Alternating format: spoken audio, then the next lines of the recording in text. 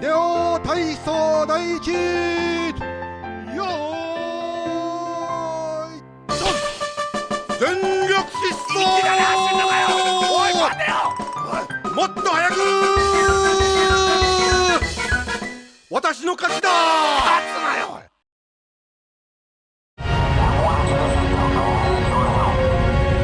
Dans Gradius, c'est une tradition. Il n'y a jamais de véritable fin. Une fois que le dernier boss est battu, c'est reparti pour un tour. On appelle ça un loop. On recommence le jeu depuis le début, mais en beaucoup plus dur, et la difficulté augmente à chaque loop. Une difficulté qui se traduit par de nombreux petits changements. Changement numéro 1, les ennemis détruits lâchent ce qu'on appelle des boulettes suicides. Un projectile est tiré au moment de l'explosion de l'ennemi et fonce sur le vaisseau.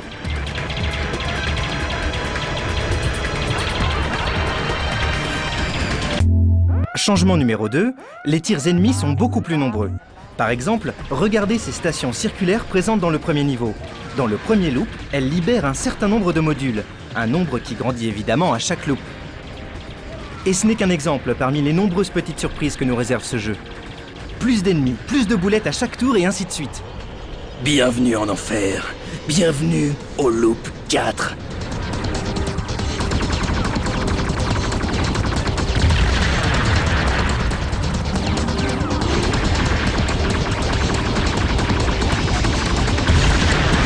Nous avons reçu un super play de Ben Shinobi qui nous montre comment il est possible de survivre au terrifiant Loop 4. Tout d'abord, il existe quelques astuces à savoir pour éviter les plus grosses difficultés. Point numéro 1, certains ennemis ne lâchent pas de boulettes suicides si on se colle à eux. Pour éviter de prendre trop de risques, on peut se coller au bord droit de l'écran, là où ils arrivent pour les détruire en toute sécurité.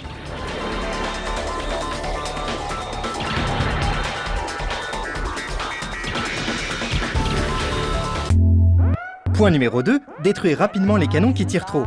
Il faut parfois savoir quel ennemi détruire rapidement pour éviter beaucoup d'ennuis. Point numéro 3, trouver des angles morts. La hitbox du Vic Viper étant très petite, on peut facilement se faufiler et trouver par endroits des safe spots tranquilles, ici sous les vaisseaux lorsqu'ils tournent. Ou là encore plus culotté, mais faisant tout de même perdre le force field si on en a un.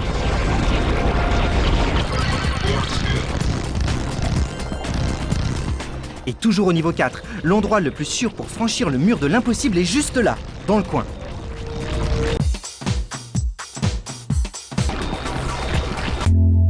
Point numéro 4. Détruire méthodiquement les vagues d'ennemis.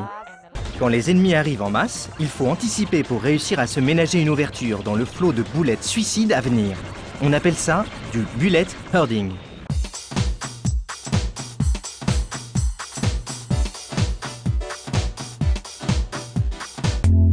Point numéro 5. Réussir tout à la fois. Ou presque, comme ici par exemple, où Ben Shinobi trouve un angle mort en se collant aux ennemis.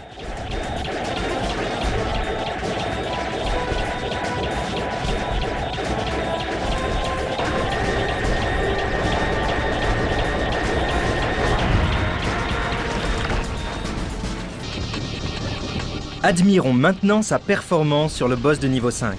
Les mines qu'il lâche en continu sont bien plus nombreuses que dans les loops précédents.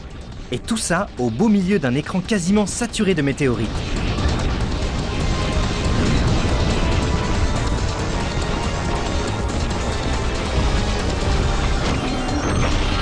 Une fois déployé, il envoie là encore beaucoup plus de projectiles qu'au loop 1.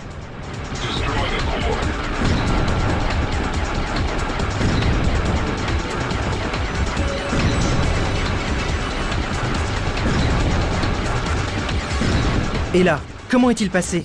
La hitbox du Vic Viper se trouve au niveau du cockpit. Celle des météorites est suffisamment petite. On peut voir qu'il est bien passé entre deux météorites.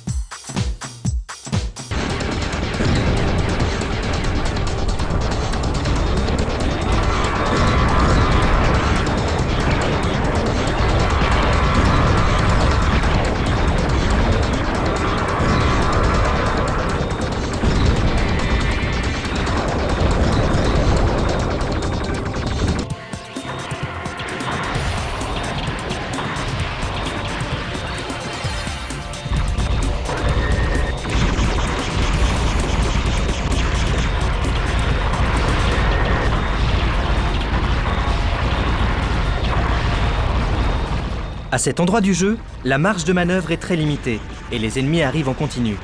Un seul faux pas entre ces blocs et c'est le crash.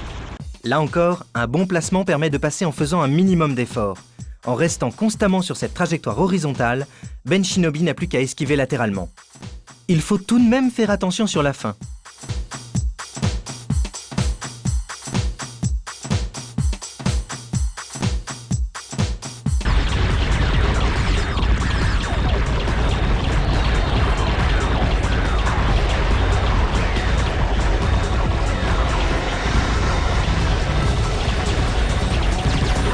Malgré ces astuces, il faut une bonne dose de concentration et de ténacité pour venir à bout d'un loop avancé. D'autant plus qu'il n'y a pas de recette miracle pour tous les niveaux et que la difficulté augmente jusqu'au loop 10. On vous laisse imaginer l'horreur en méditant sur ces images.